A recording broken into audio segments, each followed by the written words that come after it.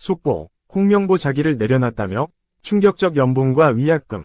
정말 제대로 미친 거 아냐? 홍명보 충격적 연봉과 위약금에 초토화. 축구대표팀 사령탑으로 선임된 홍명보 울산 HD 감독이 각종 논란으로 인해 현재 휴대전화를 끄고 외부와의 연락을 끊은 것으로 알려졌다. 국내외 축구 관련 소식을 알리고 있는 유튜브 채널 4231은 8일 오후 유튜브 커뮤니티를 통해 홍명보 감독 휴대폰 끄고 잠수 탔다라는 제목의 게시물을 올렸다.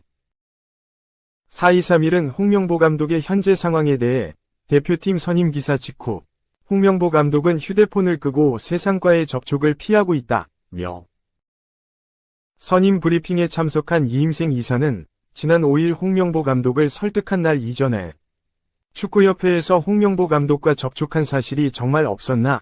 라는 질문에 얼버무리며 제대로 답변하지 못했다. 고 글을 남겼다. 4231은 결과적으로 팬들에게 대표팀 감독할 일 없다.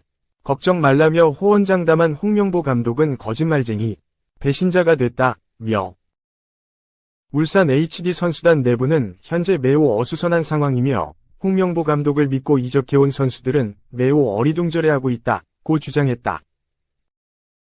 이어 특히 최근 이적 시장에서 대형 연봉 오퍼가 왔음에도 불구하고 홍명보 감독의 만류와 설득으로 잔류한 특정 몇몇 선수들은 감독에 대한 인간적인 신뢰를 완전히 잃어버린 상황이라며 홍명보 감독은 이전에 아마노준 이적 관련해 거짓말하는 사람이 최악이라며 거짓말하며 이적한 선수를 원색적이고 공개적으로 비난해온 바 있다고 상기시켰다.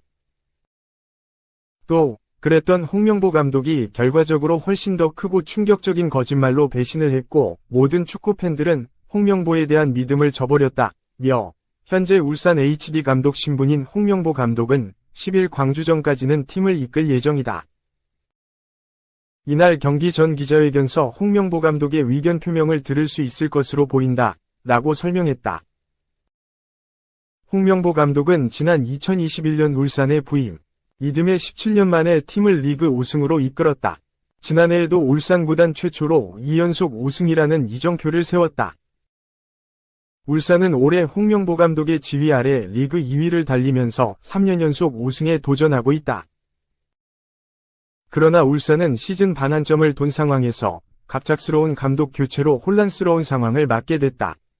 축구계에 따르면 홍명보 감독의 울산행에 일부 구단 프런트와 선수들은 큰 실망을 한 것으로 알려졌다. 울산 서포터스 처용전사는 이날 공식 소셜미디어를 통해 대한축구협회의 결정은 처용전사와 한국 축구 팬들의 염원을 무시한 선택이라며 축구 팬들에게 다시금 큰 상처를 입힌 이 결정을 강력히 규탄한다고 입장을 전했다. 한편 홍명보 감독은 외국인 지도자에게 버금가는 파격 대우로 2027 아시아 축구연맹 아시안컵까지 계약 기간을 보장받고 A 대표팀 지휘봉을 잡는다. 현재 울산 HD를 지도하고 있는 홍 감독은 조만간 울산 구단과 협의해 계약을 해지하고 A 대표팀에 전념할 예정이다. 2. 홍명보 상암벌 졸전 극복, 팔레스타인 못 이겼지만 오만 2에서 0 꺾을 것, 김민재 수비 중요한 역할. 홍명보가 상암벌 졸전을 떨쳐낼까? 영국 매체 스포츠몰은 9일 대한민국이 오만을 상대로 2에서 0 승리를 거둘 것이다 고 예측했다. 이어 대한민국은 팔레스타인을 상대로 승리하지 못했지만 오만을 꺾고 승점 4점을 확보할 것이다 고 전망했다. 이와 함께 손흥민은 A매치 129번째 경기를 앞두고 있고 김민재는 수비에서 중요한 역할을 수행할 것으로 기대한다고 언급했다. 홍명보 감독이 이끄는 대한민국 축구대표팀은 오는 10일 오후 11시 오만 무스카트에 위치한 술탄 카부스 종합운동장에서 오만과 2026 국제축구연맹 피파 북중미 월드컵 아시아 지역 3차 예선 B조 2차전을 치른다. 홍명보는 승리 위지를 불태우는 중이다. 안방 상암벌에서 팔레스타인을 상대로 졸전을 펼치면서 0에서 0 무승부에 그쳤기 때문이다. 외국인 사령탑 선임을 뒤로하고 국내 사령탑을 선택하는 것에 대해 비판의 목소리가 이어졌다. 정몽규, 홍명보 나가를 외치면서 퇴진 요구가 잇따랐다. 분위기는 최악이었다. 홍명보 감독과 대한축구협회의 행정력을 비판하는 걸개를 어렵지 않게 찾아볼 수 있었다. 경기 후 김민재가 응원석을 찾아 호소했고 팬들과 설전을 벌이는 사태까지 벌어지기도 했다. 대한민국은 한 수 아래인 팔레스타인을 상대로 손흥민, 이강인, 김민재, 황희찬 등을 내세웠다. 닭 잡는데 굳이 소 잡는 칼을 꺼낸 것이다. 하지만 졸전을 펼쳤다. 수비 불안이 발목을 잡았다. 지역 방어와 맨 마킹이 효율적으로 이루어지지 않았다. 특히 하프라인 밑으로 대다수의 선수가 내려앉아 수비적으로 나선 뒤 최전방 투톱을 활용한 빠른 역습으로 볼을 전개해 기회를 창출한 팔레스타인의 전술에 허둥지둥 모습을 보였다.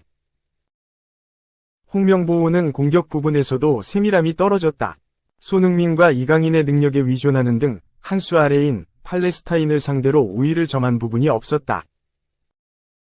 운도 따르지 않았다. 손흥민의 결정적인 슈팅이 골대를 강타하면서 경기장은 탄식이 흐르기도 했다. 홍명보 감독의 10년 만에 복귀전에서 최악의 결과를 받은 것이다. 상한벌 참사를 오만해서 만회할 수 있을까? 3. 중국이 일본에 0에서 7참패한 이유 알려주마. 한국 축구도 새겨야 할 베테랑 감독의 충원. 과거 일본 축구대표팀 감독을 지낸 필립 트루시에는 중국이 일본과 2026년 북중미 월드컵 아시아 3차 예선 1차전 원정 경기에서 역사적인 0대7 참패를 당한 원인으로 크게 세 가지를 지목했다. 7일 중국 포털 소우닷컴에 따르면 트루시에 감독은 중국과 일본의 경기가 끝난 뒤 유소년 훈련 시스템, 리그 수준 차이, 해외 진출 트렌드 등 세 가지 요인에서 중국 축구가 일본에 밀린다고 분석했다. 1998년부터 2002년까지 일본 축구대표팀과 U23팀, U20팀 사령탑을 겸임하고 2010년대 선전 루비, 항저우 그린타운, 충칭 양강 등 중국팀을 이끌며 일본과 중국 축구 문화에 익숙한 트루시에는 중국의 유소년 시스템 성과는 일본에 크게 뒤처진다. 중국에선 어린 선수들이 어릴 때부터 축구를 할 수 있는 기회가 매우 제한되어 있다. 값비싼 유소년 훈련 비용으로 인해 많은 잠재적 유망주들이 축구를 포기한다. 동시에 중국 코치들의 수준은 전반적으로 낮다. 반면 일본과 한국 지도자들은 타국 팀들의 러브콜을 받는 경우도 많다고 밝혔다. 트루시에는 또 일본 제1리그와 중국 슈퍼리그의 수준 차이를 언급했다. 그는 제1리그의 수준은 슈퍼리그보다 월등히 높다. 슈퍼리그 팀들이 다수의 외인 선수들의 기량에 의존하지만 제1리그는 현지 선수를 핵심으로 둔다.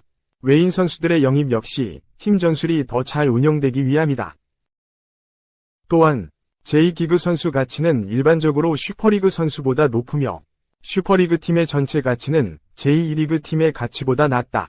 이러한 현상과 구조적 차이는 중국과 일본의 축구 격차를 더욱 심화시킨다고 말했다.